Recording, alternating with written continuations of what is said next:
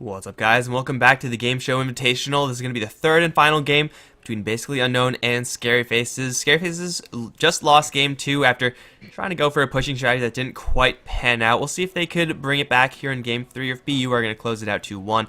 I'm Mikelorus, going to be joined by Heflamoke for this third and final game. Queen of Pain last game, your thoughts? Is the curse broken? Well, she won, but she was not the one that carried it. It was absolutely Slark, and the fact that, as I've said, was just not... Yeah, they were just off with their timing. Like, pushing strats in the current patches, they have a half-life, and they just hit it, and that's the biggest problem for them. It was... I don't know, it was pretty strange, because in game 1, Basically Unknown, they were so... I don't know, so badly coordinated. Game 2, it really felt like they had the bumpy start, but also a lot of RNGs on their side. I mean, remember that the laning stage, they got away like 4 or 5 times with, I don't know, 10 HP, 20 HP, something like that. And of course that didn't help, because I just mentioned it, as I've said, they needed an advantage that early. So I think everything played in their favor, and maybe this is exactly what they need for that confidence now. Maybe that's, I don't know, exactly what a team needs to cheer them up, to say, okay guys, we got this, it's 1-1, game 3, we're gonna get it, and we have to see if that's coming out. Queen of Pain it is again. Well, that's going to be pretty much more or less what we saw previously. Wouldn't be surprised to see a Beastmaster there, just to be consistent with the other games. But we have something very different coming out from the ScaryFaceZ side. It's DK and Crystal Maiden. DK was last banned last game, and I think that was, at that point in the draft, a pretty easy ban to make. But ScaryFaceZ, this is already going to give them a little bit of pushing power. After last game, I would be a little bit hesitant if I was the ScaryFaceZ team to go for another YOLO push strategy. I think having the DK in the mid lane, having CM with just a little bit of extra help there is going to be good enough. Don't invest fully into the push, because we saw it's a little bit too risky. Yeah, and Queen of Pain, I was about to say again. Crystal Maiden. Well, this is a very, very interesting one. To be honest, I think this is already the beginning of another push strat. Because she provides like all the spammability of your abilities due to a lot of mana. I'm not really sure if that's again one of those drafts that has such a short half-life, where Basically Unknown pretty much needs some luck, some nice defense, and then eventually it will just tip over. I really hope ScaryFaceZ learn of the last game, but it doesn't seem like it, because I really think we're gonna get another pushing draft. Either way, Beastmaster on the other side. Last game's Beastmaster was, well, I was disappointed, because I thought sometimes he could have timed his stuff a lot better. Like 2 or 3 rolls went directly into Dark Pacts that were pretty predictable. Other times he really got caught out first, even though he was supposed to be initiator on some things. I don't know, it just didn't work out. The Beastmaster on FSZ was definitely nothing impressive. Now Basically Unknown, they can convince us of something else. I mean, back to the ScaryFaceZ side of the draft, DK as a pusher is a lot different from Pugna as a pusher. Like, Pugna has a much... Okay, well... Never mind then. The point I was going to make is no longer relevant, because bottom line, ScaryFaceZ are going to run it back. DK, though, as a late game hero, is not absolutely trash. Like, Pugna's late game is, well, maybe not, you could do a lot worse, like Crystal Maiden late game or something like that, but Pugna doesn't really compare up to someone like a DK, who, should he get an AC and a Daedalus, can do some serious work in the late game with his splash damage. So ScaryFaceZ, at least now, have some sort of backup plan. Chen is still available if they want to grab that one, but BU, they were pretty well prepared to deal with the upcoming push from ScaryFaceZ in the last game. It looks like with the Undying pick, it should be rather similar. I don't really know. If I was ScaryFaceZ, I would try to get back to the game 1 draft as close as I could manage it. Yeah, pretty much. To be honest, the DK, that would have been something very interesting instead of the Phoenix last game. Because we already said it, there was like something core, something tanky really missing. The Nova didn't play too much of a role. A Dragon Knight would have been really, really interesting, because he could have tanked up. At least they ban out the Slark now, as well as on the other side, again, heroes could potentially come out, Enchantress for pushing, Broodmother for pushing. If they want to go for some more cores, maybe a Lycan would be quite interesting to get a farmer up, and then play 2 dual lanes, something like that. I definitely think ScaryFaceZ should not replicate their former draft as much as they can, because that's really bad. It's especially because Basically Unknown, they are prepared for this right now. They know ScaryFaceZ, they're gonna go for push. Nature's Prophet it is, okay. Another pusher of different nature, I guess. Was that how intentional was that pun? That was no. I realized it was a pun, but it was unintentional in the Okay, first that's place. what I thought. It felt kind of accidental, so that was actually decent. So, yeah, you get like I guess a thumbs up for that. I'll give you 10 one thumbs up seconds for that one. remaining. But Nice. Nature's Prophet, Pugna, and DK, as you said, these are all like very 5 different seconds the kinds of remaining. pushers. Like Nature's Prophet, a little bit more on the ratty kind of pushing side. Pugna, Reset very time. direct, very bursty. DK, a little bit more slow and steady. Yet all of these heroes, their goals take down towers, and for basically unknown, they know that that's coming. But also in this particular game, Scary Faces actually don't have that much of an effective time span. Like DK, as I said, can go into a pretty decent late game stage. Nature's Prophet as well. If you get to the super late game stage in a heads up fight, not exactly the strongest hero, but with the ability to rat, with the global mobility he has, split pushing, etc., then Nature's Prophet is actually a relevant hero. Where you compare him to the last game and what Scary Faces had that game with the Phoenix and stuff like that, it's night and day for Scary Faces. Not to mention the fact that CM's aura, her extra mana in this game, is going to help Scary Faces spam out absolutely everything. So I think Yeah. already just with these 4 picks, Scary Faces are a lot more well positioned to go for this pushing strategy than in the last game. Yeah, I definitely like it. I also like these heroes. They still have a lot of push potential while also having interesting right click and tankiness. DK, someone who can go forward with the items progression and really become like a nice right clicker, especially like also splash and slow will be added then later into the game. Nature's Prophet is the same. He doesn't have to go for full utility or anything like that. He can go at least for a semi right click build.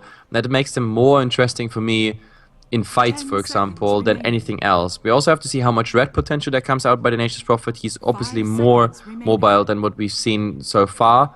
The last draft of Scary Faces Reserve was, time. I think, in push speed, just as strong.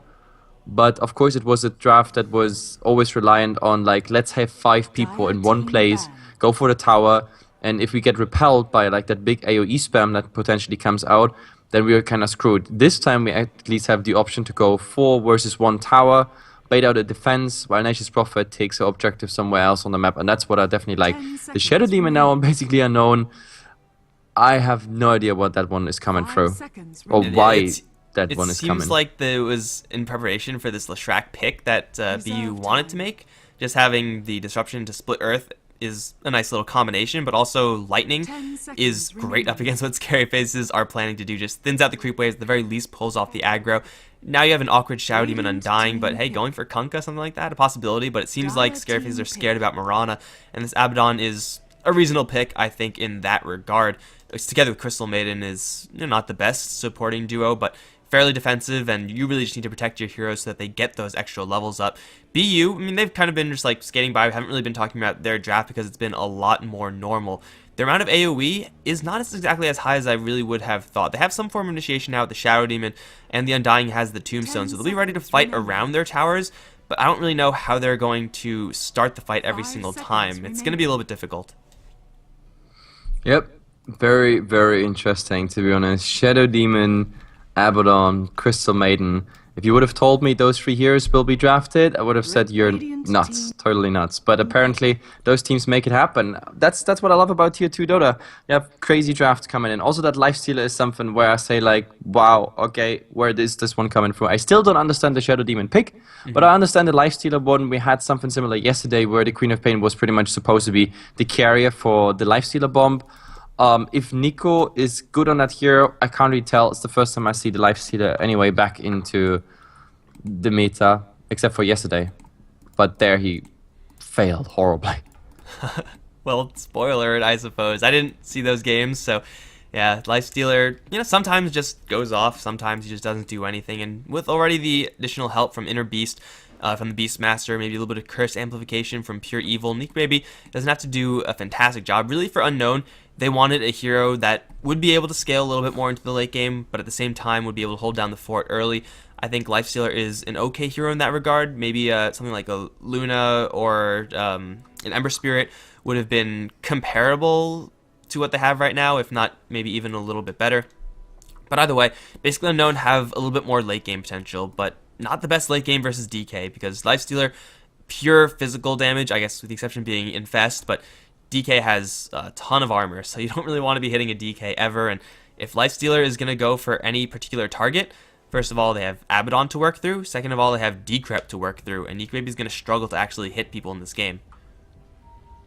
Spasiba.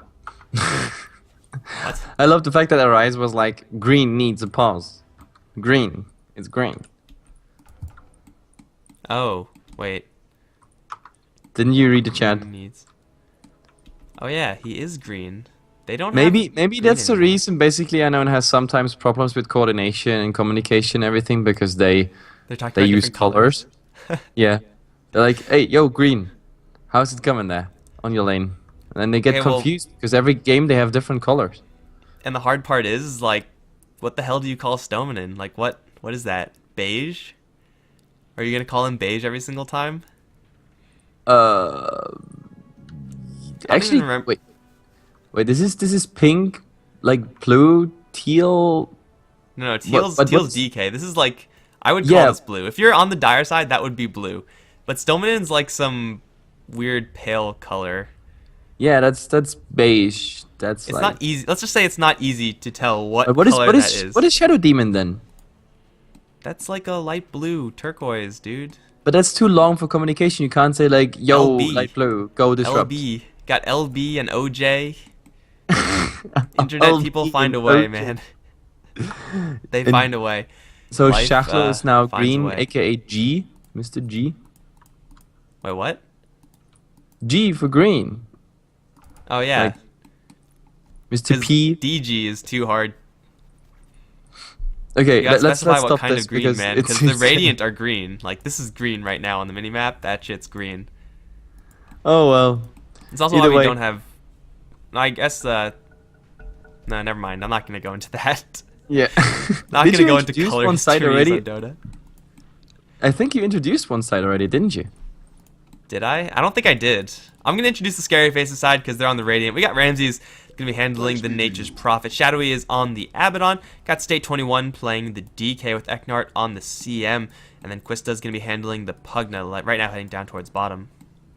And we have Mr. Nico on the Lifestealer in the top lane, followed by the, well, surprise draft for me, Pure Evil on the Shadow Demon. We have Arise on the Beastmaster this time, going into the mid. Shachlo playing the Queen of Pain in offline, dual lane, something like that. And Stormanen is on that Undying with an aggressive ward right now planted in that bottom lane. So let's see where this one is going. At the moment, no one is actually going for any smoke or 5-man gank setup. The teams are absolutely in game free of a best of 3 mode. It's just all careful. And it seems 30 like, seconds at to least battle. based off how the heroes are positioned right now, ScaryFaceZ are going to concede this top bounty rune. And it doesn't seem like they're in a great position. Or they're getting into a position to actually contest the bottom one. But in a level 1 team fight with the threat of being up against an Undying, that's a pretty risky line to take. Abaddon level 1, not that great as a hero. DK is pretty good, but not exactly the best. So they will grab the bottom lane bounty rune. It looks like Unknown will grab the top one. But for Unknown, they're going to be running, it seems like, with The dual battle lanes. They want the begins. shot slow Stoneman type dual lane to put a high amount of pressure on the ScaryFaceZ safe lane. And given the ScaryFaceZ safe lane, yeah, it's up against 2 ranged heroes, but if CM gets a little bit too out of position, if she takes a Shadow Strike and then just gets DK'd once, she's looking at like a 400 max HP or something like that. She will get very soft very quickly. Yep, and well, let's see where this one is going. Double dual lane, this is actually something I wanted to see out of SFZ, but in the end, I get it from Unknown, so I guess I get it from someone. And Arise, super aggressive here against that DK. Right at the beginning, they will pretty much spam each other all the time with Brief Fire versus Axis. And since there's like a number advantage on the bottom lane, maybe we're gonna see something happening, but on who? That's the question. We have Blink and a tanky Undying who can also heal himself, plus he has now all the DK stacks, Oh, it's so gonna that's start up actually towards top. Ramses already got his wounds opened up. Now perfectly body blocked in. No, Nico maybe lets him out, but I don't think it's gonna matter. Pure Evil's gonna get that kill anyway. Dodging away from the treants. Look at He Pure will Evil. be just fine. Or he should be just fine. These treants are technically a little bit faster, but they're not that fast. Nature's Prophet up towards top, dying. And really, at level 1, a Lifestealer should not be close enough to land an open wounds up against Nature's Prophet unless Nature's Prophet makes a mistake. Yep, definitely. Because the disruption came out later. That's exactly what you said. Also, yesterday, by the way, we had the same problem that the lifestealer went actually for 3 points into rage, 1 feast, and only 1 in open wounds. And he was still able to get sometimes open wounds out, which is really a mistake by the other player to get the open wounds on himself there. Anyway, Unknown gets the first blood, so nice start into the lane. And of course, a setback for SFZ because they are also relying on the Nature's Prophet progress here in that top lane. It's not as bad as losing first blood like in last game, where if they lost it, they would just be so far behind because they were reliant so heavily on every single hero. If Nature's Prophet falls behind a little bit, that's fine in this game because DK will be able to recover in this game, Quista will be able to recover, and they'll still be able to make pushes happen and therefore recover the Nature's Prophet in the grand scheme of things. But up towards top again, Ramsey's going to take a lot of damage from Nico Baby. Now he's going to get his wounds opened up. He will get a TP out of there, but Nico Baby is outlaning the Nature's Prophet just by himself, and when you have this type of matchup, it's not that bad for the lifestealer, but it's definitely not going to be this good all the time. Yeah, he's still doing some creep skipping, sort of, but, well, he's TPing back, has to spend gold on it. But yeah, the lifestealer is definitely doing a good job. Oh, but there's an ice freeze here on the Undying. Is there something else to follow up? Nope, not really. I mean, there would be the Crapify into Mistcoil followed by, I don't know, diving him deeper and relying on that shield explosion and 1 point into Nether Blast. No, this is just not enough for kills at this point. Like, this tri-lane is really just there to stand the tri-lane not getting kills. This is an all shields up tri-lane. I mean, they have a Aphotic shield, but aside from that shield, it's a super defensive tri-lane. They're not going to be looking for kills at all. And Unknown, they're trying to punish as best they can. They're not really getting it just yet because they need more levels on the Queen of Pain, but that's fine. As long as Quista is getting his experience, then I think ScaryFaceZ are going to be okay with how this is going. State's also doing okay in the mid lane, but overall for BU, they are starting to lead in CS. Tombstone gets dropped on bottom side though. Shadowy's taking quite the beating. Tombstone does get destroyed. Blast will weaken Stoneman, but not enough. Shadowy's going to die. Now he's going to go into the side Stoneman. He still has a little bit of mana for Decay, but yeah, getting into a man fight this early, focusing down the Tombstone is what you want to do. But in that situation, I think you just disengage. I think you just run away from it. Now Stoneman's going to wrap around. Dagger onto Quista is going to get canceled out by a Frostbite. Blink out from Shotzo on top of Quista now. He's going to die just one more right click. I don't know why he went in that direction. Now Stoneman is going to take quite a bit of damage as well. There's the Nova. Mistcoil not quite going to do it with a couple more right clicks and a blast that will. Quista draws a double. Queen of Pain, I don't know why she blinked in that direction. That was really weird.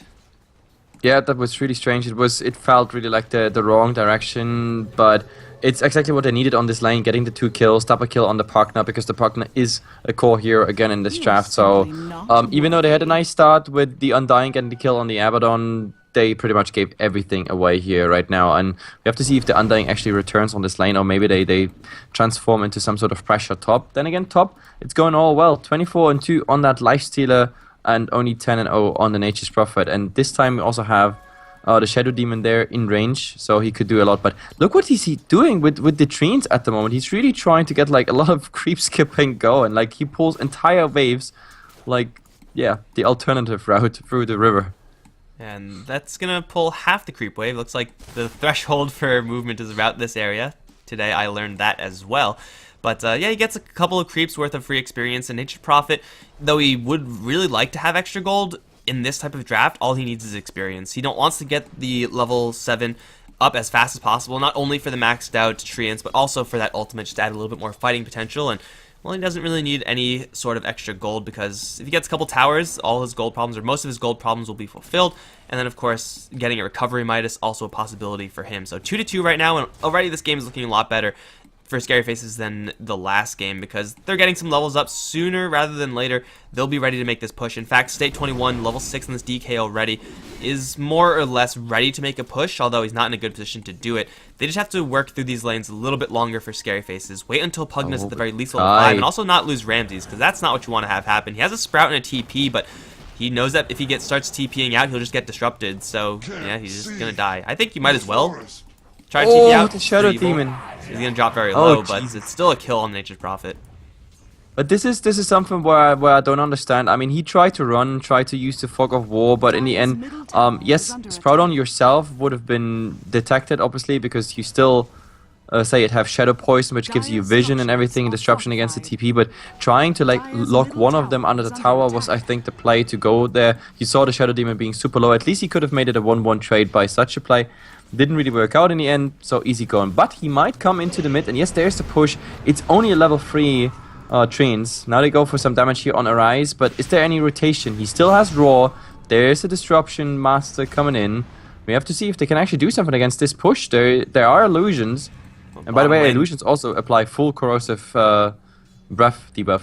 In the meantime, there's a brawl going on in the bottom lane. They dropped the Undying very low just with their initial burst combination. Unfortunately, we're unable to actually get the kill. Now State is not going to get roared just yet. But bottom lane, whole bunch of hits being traded back and forth. Shotslow finds himself in a corner that he'll blink out of, be just fine. But Quista has level 3 Blast, and sooner rather than later, this tower is going to get pushed down. I would love to see Nature's Prophet TP down to the bottom lane and actually go for this one, but still they force out the Undying out of lane for ScaryFaceZ. They drop low, but they're going to be just fine to continue onwards with this push. They have level 1 Arcane Aura. They have the mana boots up on the Pugna, so this push is starting to get going. And for Unknown, I don't quite know if they're ready to handle this yet. I think if they would actually start a push right now, they're not ready to handle this, would lose a lot of tier 1 towers. But the problem is Nico, like whenever they do something in any other lane, Nico really has a good time. He's leading the net worth at the moment by a lot. DK is the one who matches him up, and that he handled it all by himself. The Nature's Prophet is just not able to stop him, even fed his life twice. The push in the mid was more or less just given a lot more CS to Arise via Treants. So all of this is not really working out at the moment. I mean, what? At 11 minutes we saw the push start in last game. Now we're at 7. And I think they are... Yeah, this time I think they should start a bit earlier. Especially now, what did they actually do with the first DK ultimate? Not much, if you actually think about it. It was what Corrosive Skin was for some seconds applied on the tier 1 tower. The right clicks didn't really come out because they feared the Raw and the follow-up. So, I don't know. I really don't know what to do with SFZ at the moment. They have to get something done soon. They still have a little bit more time before they're... I mean, they have a lot more time until they're really in dire straits, so they could afford to play it a little bit slower. They would love to have a mech by the time they actually start going for these types of pushing, and that's what we saw from ScaryFaceZ in the last game from their Chen, that I don't know if we're going to see it in a timely fashion in this game. I think it's going to be Quista to build the mech, if anyone, but he's not really in a great position right now to go ahead and go for that item. But hey, at the very least, if they don't get as much pushing, let's say if they take all the tier 1 towers yet fail at the tier 2s, they will still have a late game DK, late game Nature's Prophet to fall back on. Granted, Nature's Prophet not farming the best right now, but if he does end up grabbing a Midas, which may or may not happen, Robo the Magi is the purchase for him, so it doesn't look like it's going to be a rushed item, but it's possible for these types of heroes to recover and have an okay late game.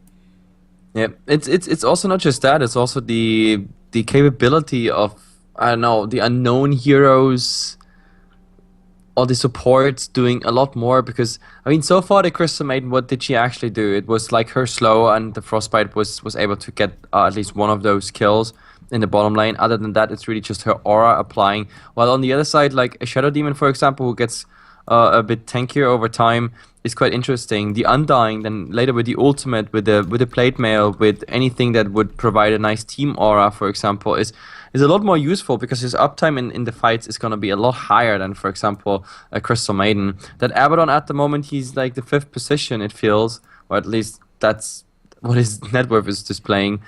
So he's also not going to do too much in those fights. The fight's going to be so fast over that he gets to cast maybe one shield, one mist coil, then his ultimate, and then he dies. That's pretty much it. That's how I see it at this point. So I think this is also a game by supports sooner or later.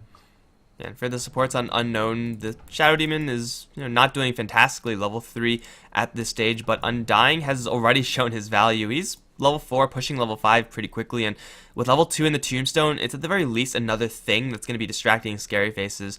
And when you're going for this type of pushing strategy, every single hit is so valuable, especially when you're talking about corrosive damage on the DK, that going for the Tombstone, not exactly what you want to do. Yet you have to if you actually want to make that push happen. So a high level of Tombstone is going to be a huge swing in favor of BU, and well, they also have the Roar, they also have a Sonic Wave coming out pretty shortly. Unknown need a little bit more time to be fully comfortable with this upcoming push from ScaryFaceZ, but then again, ScaryFaceZ need a little bit more time as well. I think ScaryFaceZ, if they really wanted to though, like they could, if they had the cooldown of course, TP the Nature's Prophet down to any other lane, and especially bottom lane, and just go for a straight up push in this tower. Shotslow by himself without Sonic Wave can't afford to hold this by him without any help. Yep, definitely. But let's see. I mean, now that we got some time, let's display the items and what's coming out. I mean, Nico, I had that big question mark. What is he going for? Because he could have had, say it like a 5 minutes Midas, something like that, or even 4 minutes. But he decided to go for the face boots, which I think wasn't even too important for him. Getting those kills on the Nature's Prophet was really just about like him getting the slow and everything. But it doesn't really matter. In the end, he could still go for that Midas, and it would still be a nicely timed Midas. That would give him, of course, the head start in everything.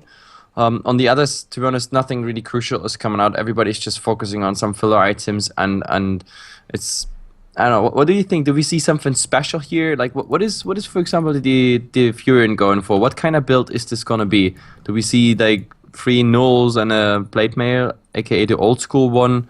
Some right click going Maelstrom. We gonna see some more push by Necros maybe. I think for Nature's Prophet, he gets power treads, maybe he gets a magic stick, and then he evaluates what he wants from there. If ScaryFaceZ have taken down 2 towers by that point, then they could afford to grab 2 or 3 null talismans on Nature's Prophet and continue on with this aggression. If they have failed in their towers, then Nature's Prophet slows down, he grabs a Midas, and then he goes for a different game plan entirely. But pretty much no matter what build you plan on going for, upgraded boots is going to be a part of that. So that's why we see the Robe of the Magi, I think, in his inventory, because no matter what, he's going to be upgrading those boots. So you might as well go for the item you know that you're going to be getting, and then try to tailor your build a little bit more elsewhere. So it really does depend on how well these pushes go for the ScaryFaceZ side. And yeah, outside of that, like, I don't know, they're going to be looking for a mech for DK. Maybe you go for this Shadowblade initiating type build. I don't know if they're going to be massing up Necro books this game, ScaryFaceZ. It's a little bit too much investment. They're not as all in as in last game. Sorry, I was just randomly laughing because Cyclops was sending me a picture of I don't know, Wasted. nicely looking girls in Bangkok, and I was like, that was so random that I just had to laugh. Tell him that Oh, we're well, this is tell him nice. that we're working and that he has to stop distracting us. Yeah, like, I'm so sorry, Cyclops. I'm casting and can't look at girls. No, but looking at do we have a, like, an official reason? Wait, what did he Nope. say? Chub, Podadosich, Oh. I mean, Podu I didn't see dosage. official reason. You might see one there. I can't read that. What does it mean? Stavochki. I I Chat. can read Someone in it. chat translate, please. I don't understand. I don't understand what they're saying. Don't Stavochki. worry. What's I don't Stavochki? understand either. By the way, DK's armor, it's, when you look at it from the top, solid, but when you look at it from the bottom, it's transparent. So he's wearing one-way glass armor. What? How about that? Where's class armor? DK? If you look at his like shoulder pads from the top, it's like solid orange and stuff, orange and black, right? But if you like Yeah. move the camera to below it, then the armor's transparent. Man, I'm like, I wish I could show that on stream how retarded I am with my camera movement at the moment. I'm trying to get below him, but You just well, press on the thing. yeah. But the angle is kind of yeah. Now I get it. Yeah, that's actually a glitch from below. There's no texture on it. From top there is. God How did damn I it, get in the Valve. workshop? Jesus. I demand textures, proper textures. That Wait, doesn't happen for Undying. this is not even an item. This is really just default. Maybe it's just like a pause error. Like some weird shit happens in pauses sometimes. Oh yeah, pauses are always nasty. But I don't know what's going on here. I mean, AG Murder Core. Is that a Russian or a Bulgarian caster? I don't know. But they're saying something about DDoS, so maybe that's right. The chat was also saying something about DDoS. Maybe it's really DDoS. Well, then again, everyone just likes to claim DDoS now. It's like the gamer who called DDoS. Sooner or later, people are going to stop believing them, and then they're actually going to get DDoSed. But seriously, why would you DDoS a game now? Like, I can understand if you had like $1,000 right now on $1,000 in this game on like ScaryFaceZ, then you would be more inclined to DDoS BU, right? That would make sense. That would make logical sense. But ScaryFaceZ, they're in a pretty good position. So why would you do it now and not wait until ScaryFaceZ are in a situation like they were in last game. Yep, definitely. I mean, you could have DDoSed the last game when FSZ was falling behind. Yeah. Just making sure the push draft actually goes through, because it would have gone through if it was like earlier online and more luckier fights and everything. Now the DDoS is kind of the game is even. Well, but you never know what's the intention behind all of this anyway, like the whole DDoSing thing, because it won't change much anyway. Mostly, like if you DDoS a lot of players, then the matches are just getting postponed and it doesn't really change anything. I mean, we're trying to rationalize people who are irrational, right? So it's probably not even any point in that. And yes, I'm Yep. going to call people who DDoS irrational.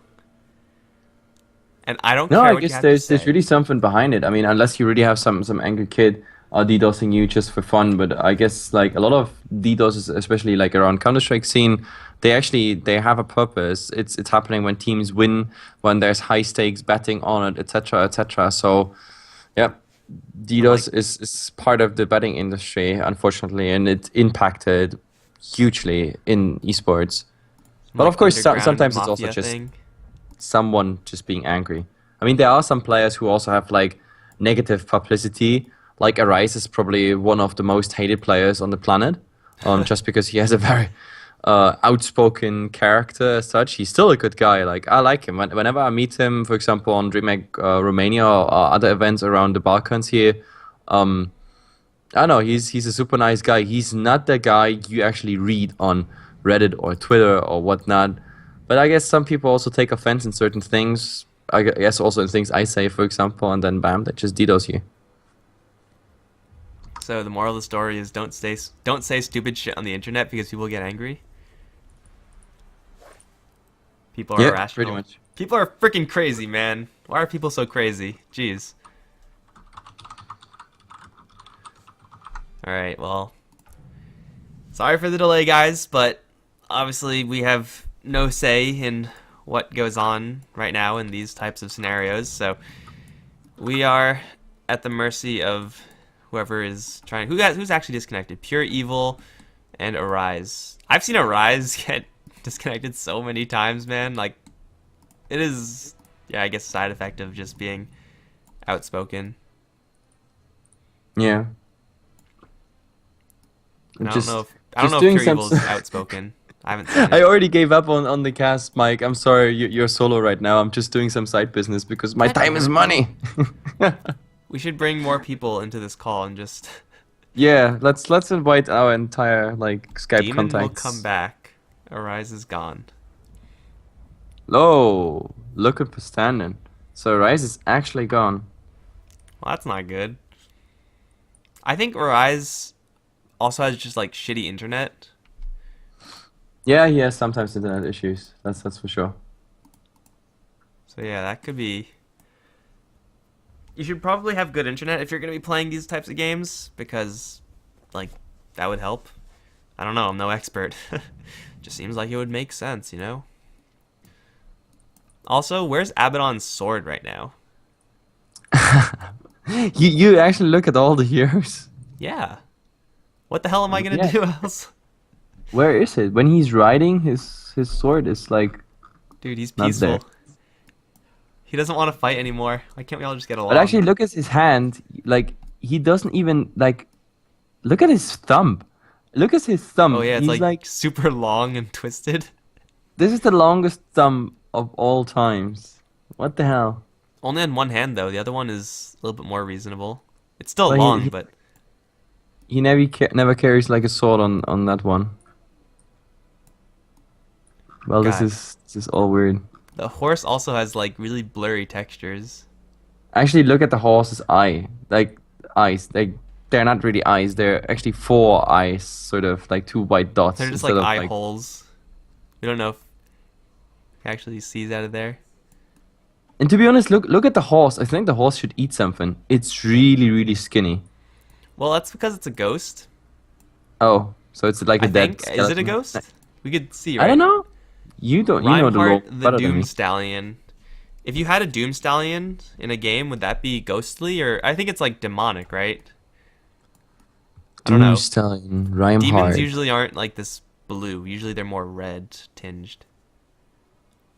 Well, I have no idea. I really have no idea. Aghanim Scepter, Lifestealer wins games. Tested and approved. But now that she started it, I have to look at all the other crap as well. I don't think we're gonna see a Aghanim's Lifestealer in this game. I love the Nether Ward by Pugna for sure. Even though that ward is so fat and huge. Unfortunately, we don't see it out right now, but it's really fat. If you cast it, that makes it even easier to spot. I think in like all the heat of action, you know. You can like hide behind it as Pugna. You can't target me. You have to target my ward. It's like the distraction ward. Make it big and fat. That one changes like. That actually kind of changes the gameplay because it's so easy to notice. Whereas you compare it to all the other Immortals, or most of the other Immortals, they're rather subtle. Like we saw the Sand King in game 1, I think. Was that the Sand King game? Yeah, it was. That he had the Burrow Strike thing, Immortal, I think, from the new compendium, and that was only when he Burrow Struck, and it doesn't really matter. It doesn't change the game at all. But this one does. So I'd recommend guys against using this tactical disadvantage. Pretty long pauses of streams. We should like start to make like a, I don't know, some stream game, something we can actually broadcast some action that's going on. Okay, what do we do then? I got nothing. Usually what we do is go over cosmetics until the game starts, but no, we've fuck done cosmetics. that already. Boring stuff. I hate fucking cosmetics. I don't care about cosmetics. They're bullshit. Reschedule, yo Mike. I don't know if we're gonna reschedule. Yeah, the chat of course also getting like impatient, which I can totally understand, but well, there's nothing we can do. Poor casters. We are sitting here just like the viewers, with no action whatsoever going on. The admin so far didn't do anything in the Skype group. There's also no message whatsoever. Holy fuck, leave the horse alone. No. I will do what I want to the horse. Yes, you can quote me on that. Yeah, that's something that I wanted to do, dude. Just like write down all the stupid shit that we say in the middle of these casts, and just have a giant list. Cause we say some like really stupid shit as like jokes and like taken out of context. But yeah, absolutely. Yeah. It's like if I listen back to some of the casts where we had like 15 minutes, 20 minutes, 30 minutes breaks, like the amount of bullshit you talk there is ridiculous. It's if hilarious, you take it out of context and replay it in a podcast sort of style as an MP3, or just have like to that 10 years later, you're gonna cut yourself. Have a giant text file of like shit we say here on HeflaTV. It'll be hilarious. Like I remember once Coucher was like, "Yeah, then he goes down. If he goes down, then he'll be dead." And I was like, "Oh no shit." I didn't realize that was a fact. Well, at least this way I can smoke now because we have a break. Lying back. If someone wants to bring me a beer, I'm also fine. Everyone tell Heflamoke that smoking is bad for him. Yeah. You'll see it on the chat in 2 minutes. Or they'll tell you to smoke more. What's your make with a stand-in? Is anyone here? Nico maybe is just like talking into the void. I'm writing and lighting my cigarettes with the other hand, so my 2 hands are occupied at the moment. Wow, that's... you can load. So effective. You're using your APM so well, dude. But wait, 4 Ace or 4 CE, isn't that the Russian caster instead of admin? I don't know. The admin know. doesn't know how to do it. This is the first game I casted of this tournament, dude, because I was gone. And I think you too? I mean, this is the first game I streamed. You were with me in Malaysia, yes, so I was gone, Mike. Wait, what? What? My phone buzzed, so I didn't hear you. You were with me in Malaysia, so yes, you know I was gone. I didn't hear what you said, though. I just said that. I just repeated myself. Okay. What are you on about? I just didn't hear what you said, so I said, what? And you're like, what? Oh, I think we get a new lobby, Mike. Fantastic. Alright, so... He's too lazy for that one. Okay, guys. The recording is back on, and we are back in this game, except we have time traveled a little bit back, and we have a little bit of swapping heroes going on. Shach, though, has taken over the seat of Arise, and we have Suniko, who's now going to be taking over as the Queen of Pain. So as far as replacements are concerned, you do a lot worse than Suniko, let me tell you that. But yeah, Unknown have since lost a kill, so I think we're just gonna progress onwards as nothing happened. If I have ScaryFaceZ, I'd be pretty pissed, or I'd be pretty happy about that rather, because they haven't died yet. But still, that's the price you pay for having shitty internet. Oh, but look what's happening top here. Like the creeps that actually loaded in that were just about to be pulled, they are not going back to their camp, so they cleared them out right now, just like that. So I don't think we have any other bugs, but this is also something very, very interesting we see over years in Dota. The load-in function is still bugged in so many ways. It'll be fixed when Dota's out of beta. Oh, also mid lane tower is completely unwounded. It was like close to dead, right? Or it was like half HP. No, that was after. No, they pushed after the third kill for Unknown, which means the Nature's Prophet and the DK pushed after his death. So Yeah. that's accurate. Well, either way, it looks like everything's going to be reset. Stoneman's going to get frostbitten down towards bottom lane, but here comes Suniko. He's pissed. How pissed is he? Looks like he's going to calm down, but up towards top state. He's on the run now. He's going to turn around for Dragon Tail onto Slosh, though. The poison damage is going to stack up in a two-man Sprout now. Slosh is going to cut through that immediately, but he will die nonetheless. State's now going to turn towards Pure Evil with the corrosive damage still up. He's going to draw 2 kills for his team. And Nature's Prophet coming in there to reinforce. Suddenly 4-2 for Scary and they also have Suniko caught in the corner. He's going to try TP out. Frostbite is there. He has a blink in 7 seconds, but I don't think he's going to get that much time. He's decrept up. He will have a little bit of time to get something out maybe, but no, he will go down. Quist is going to draw that kill. 5-2 now for Scary and this is not how you want to resume the game for BU. Yep, this is exactly what should not have happened. You reload. But then again, it was their fault. I mean, their player disconnected, so well, there's a disadvantage coming out of this right now. This is a really bad news. Like now, the Nature's Prophet has a good stand. The tri-lane has 1 more kill. In the mid, they just got a double kill. Easy farm for the DK. So well, bad reload apparently. And when we were sitting there in the pause state, we were talking about how ScaryFaceZ needed a little bit more time, at least to get a little bit more experience before they could actually go and push.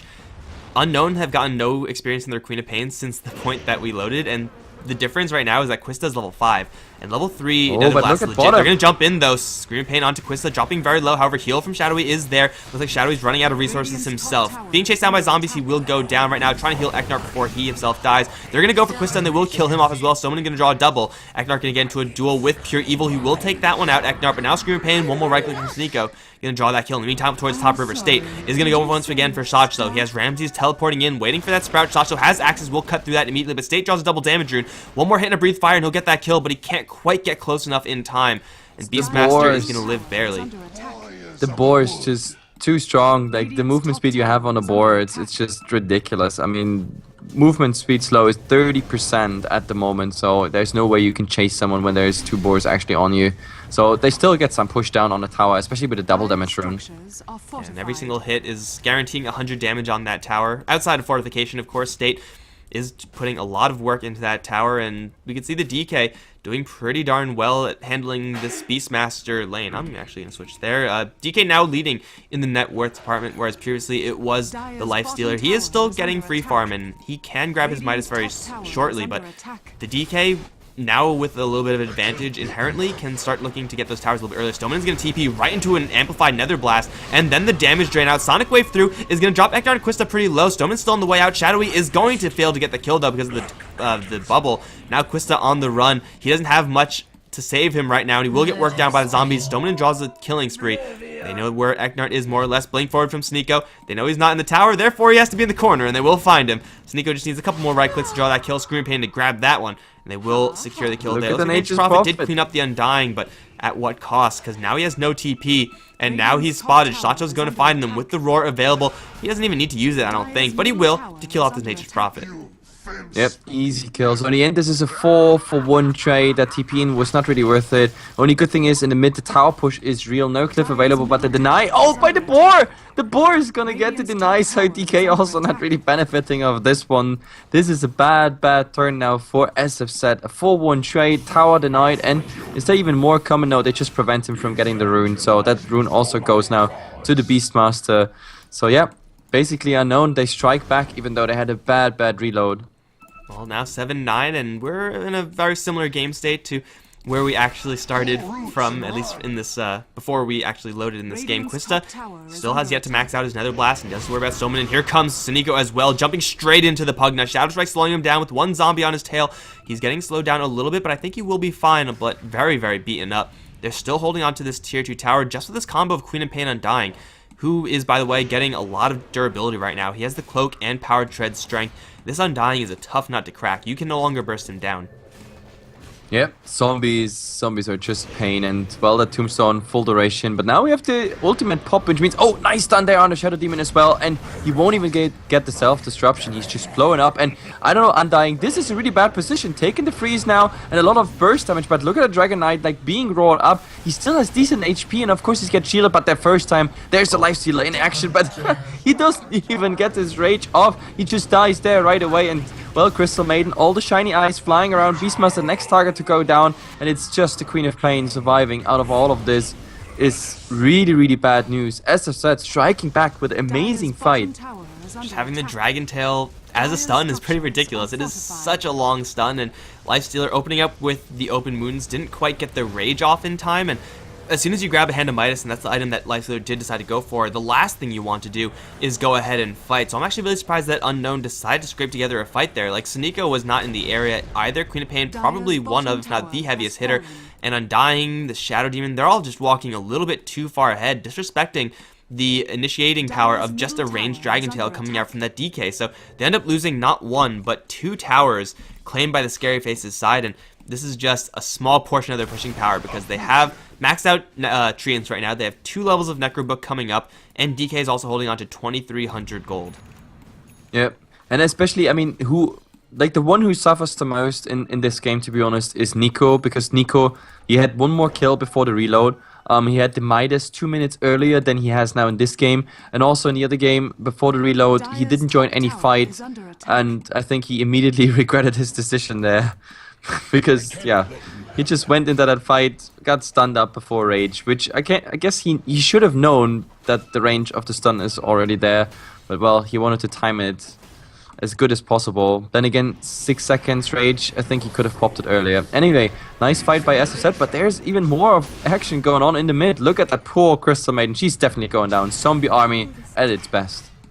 Another ward is up, and no one's focusing it just yet, but Unknown probably don't have what it takes to dive a tower at this stage, so they will fall back, and Netherward is actually still alive. It takes a long time for the boards to work through that, and Quista will clean that one up. Losing Crystal Maiden is always, well, I mean, it's expected, right? Your Crystal Maiden is probably just going to die all the time, but up towards top lane, tower will be fortified as State does come in.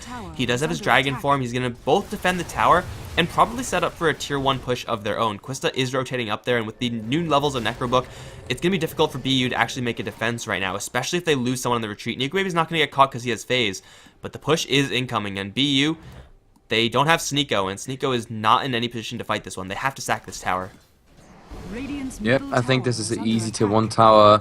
Then again, there's also no cliff available right now. It's Shachlo pretty much in the mid can, I know, make something happen. But oh, Shadow Demon, this is a position you don't want to be in there. There's one slow by the Crystal Maiden and just some harass damage coming out in return. So, well, I guess space created, tower down. The question is now, do we see some sort of defense? Anything coming out? The Lifestealer. What is the Lifestealer doing there? This is like some crazy tier 1.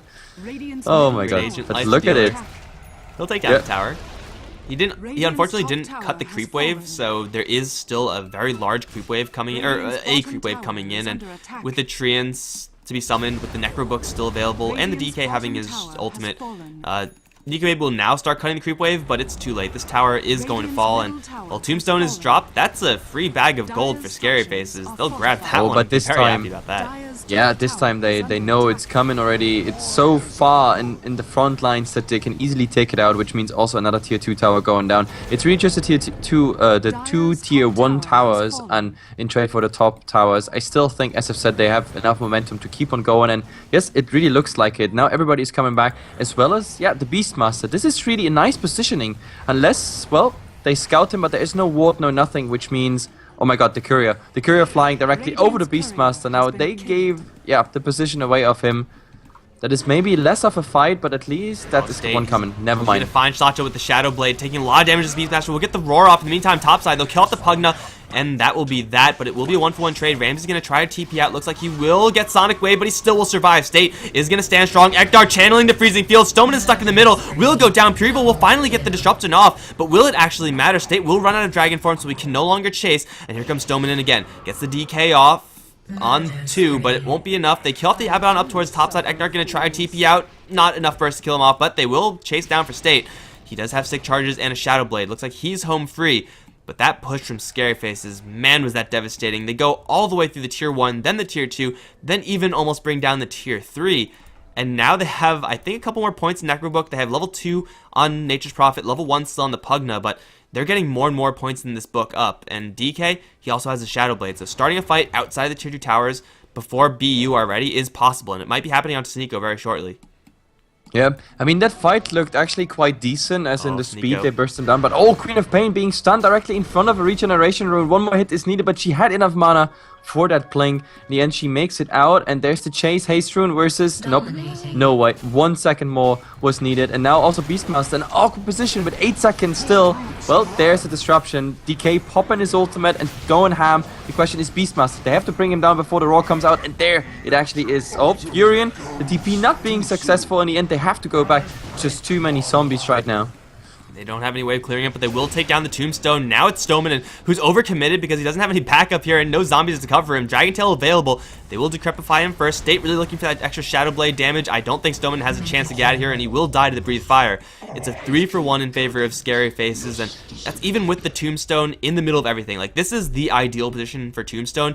The quarters are so close, and you really can't do anything about it if you're ScaryFaceZ, but at the same time, while the Tombstone was up, the Nether Ward was also up. And Unknown failed to actually come in with the proper heroes to take that fight, so State charging the front lines. That's going to give Nature's Prophet level 3 book and level 2 to the Pugna. So that's 5 total points in Necro book, and over towards mid, they're going to go for the push. State's going to get jumped. Shadow Blade is there, though, and they have no True Sight. In fact, State can get bailed out by a shield as well.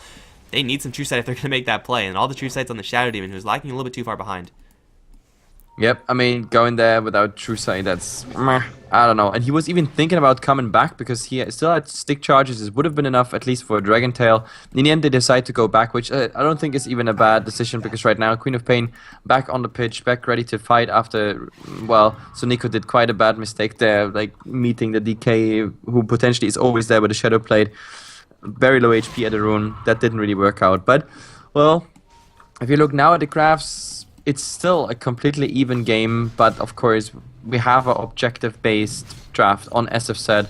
And again, Roshan is gonna be started at least by basically Unknown. We have to see if that's getting spotted out, if they transition into the push, because they know this is going on, but the problem is they started Roshan that fast and that early, so they will be ready for a defense by the time they reach tier 3. And looks like ScaryFaceZ, they may know about this, but it's not actually going to work for them because they're way too far away. This is going to be a free Aegis. I don't even know if Nico Baby is the one to grab it right now. He's so hard to kill off as a Lifestealer. I would have given it to Sneeko, but looks like they're going to put it on the Lifestealer because they know that there's a fight incoming. DK is going to go ahead and grab the Silver Edge.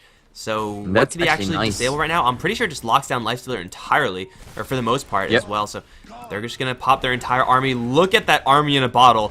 That's going to be the death of the tier 3. Now going to go straight for the range rack. Stoneman is going to get dropped very low before anything else. He drops a Tombstone, but that's going to get cleaned up immediately as well. Sneeko has a Haste Rune running around with the Lifestealer inside, but he can't actually find an angle in. He doesn't have the HP right now. Nico Baby's going to pop right out. State going to get his wounds opened up, but Shadow's right behind him. They'll blow up the Queen of Pain and catch Sasha with the Frostbite as well. Kill him off. Sneeko Baby's still in the middle of the fight, taking no damage, granted, but he's not actually doing any damage either. Now caught in the Sprout. Sonic Wave through 3. Going to help out, but not do much of anything at all. The Lifestealer's going to go down. State still at more or less full HP, and the Lifestealer is going to revive right into a Dragon Tail, right into a Frostbite and a Freezing Field. He has the Rage, and he's not taking any damage because of the Freezing Field now, but now he's sprouted out again. He's going to die for a second time. The rest of the BU side unable to help out there. The Raxes have been taken. It's a huge fight for ScaryFaceZ. Raxes, 20 minutes in, pre-20 minutes in, is very difficult to come back from. Like, there were, for me, this fight, there were so many question marks. I don't understand. Like, the Undying going in, but not getting his Soul Rip off. He gets stunned before, so the healing he expected never came through. The Beastmaster coming in, very late into the fight, trying to get a Raw off, gets stunned and bursted down before the Raw. And also, like, Nico at the end, like, he had open wounds up. He could have casted it on the DK or on the Crystal Maiden and heal up a lot more. He never casted it. And also before that, he got again stunned before he used his rage. So again, the rage timer was kind of strange. Once he got the range off, he was focusing on the Necro Warriors, trying to, like, I don't know, sort of help the barracks not getting owned. But I mean, I think those barracks were so low HP by this time that this was already a given. So maybe he should have just focused on one of those squishier heroes and make the fight more even out. So this was, I don't know how many question mark I mentioned right now, at least 5. It's really crazy, and of course, as I've said, they benefit from all this. It's really just very similar to what we saw in Game 1, where BU are just not on the same page. They were all there, so it should have been a 5 versus 5, but in actuality, it was like a 1 versus 5, and then another 1 versus 5, and then like a 2 versus 5, and those are not good odds for the side that is not as 5. And well, now ScaryFaceZ, they have a lot of extra gold to work with. Glimmer Cape on Nature's Prophet. There's an Ags coming up on Quista. State is going to go for what I assume to be an AC, and CM also has a medallion, so a little bit more armor or minus armor.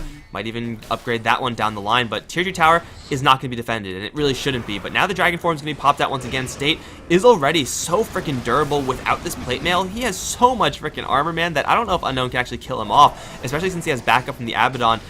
True Last Will is going to do a little bit of damage. Nico Baby is going to find Eknart in the back end, but a shield is going to keep the CM alive, and now Sonic Wave is still not going to be enough. Sneaky with the BKB pop, but he's doing nothing but running away right now. They'll kill off the Beastmaster with the blast. Now Tombstone is down, but it will immediately go down as well. So Stoneman is perfectly out of this fight right now. The rest of Unknown had to fall back. 3v5 still are the numbers advantage for ScaryFaceZ, and DK still has a lot of timer on that ultimate. They're going to catch Nico Baby, who somehow went back in. I don't know what the plan was there, but it may not be punishing enough. He will armlet surf his way out of there, and he will be just fine, but there's kind of a problem in his base, because the melee Raxes are dropping. There's a giant army in the mid lane right now. That's 2 Raxes down, 22 minutes in, looking for a third. State is going to silver edge up, looking for Nico Baby right now. He's going to try to hide in the trees. Stay in the trees, Nico Baby. He's going to get broken, I guess that's the technical term, but that won't really matter at all. He has to fall back, and that's going to be a good game. Yep, they just can't stop it. Like, the push is just too strong. The momentum on the DK, it's just insane. It's actually, I really feel sad about this reload, because like before the reload, it looked like we have a Lifestealer game. He was shining in farm and everything. They reloaded, 2 minutes lost of a game, and I think it really affected them a lot. But besides that, of course, the question marks I mentioned last fight and also now mid-fight, it's just insane. It's really just insane. You saw that they were going down just by the ward and the Necro Warriors there. Queen of Pain casted like 2 spells, 2 Necro Warriors were on her. She was on like 20% HP just within the 2 seconds of a fight without anyone hitting her, actually. It was really just minions and auras and whatnot. Explosion of shields, random effects. What a cluster F, pretty much. Oh man, well, ScaryFaceZ, they take the series, and that's the bottom line, guys. So versus Unknown, it maybe would have been a little bit closer should it have occurred, as you said, without the I guess we'd call that a remake, without that, with their full draft. But because of this result, ScaryFaceZ are going to be very comfortably on top of their group 2, with a score of 2-0. BU are now 1-1, tied with Next KZ. So yeah, that's the state of Group 2, and that is going to mark the end of today's cast, guys. We sincerely hope that you enjoyed this cast. If you did, be sure to follow button. Follow us also on Twitter. I'm Mikelorus. You can find me under that handle on Twitter. My co-caster has been Heflamoke. Same exact thing for him, at Mikelorus, at Heflamoke. And well, this tournament is still very young, so we hope you continue to support the GameShow Invitational. Hopefully there will be less technical issues next time, but again, you can't really prepare for that. But that's it for us, guys. Hope you enjoyed it, and we will see you all next time. See ya.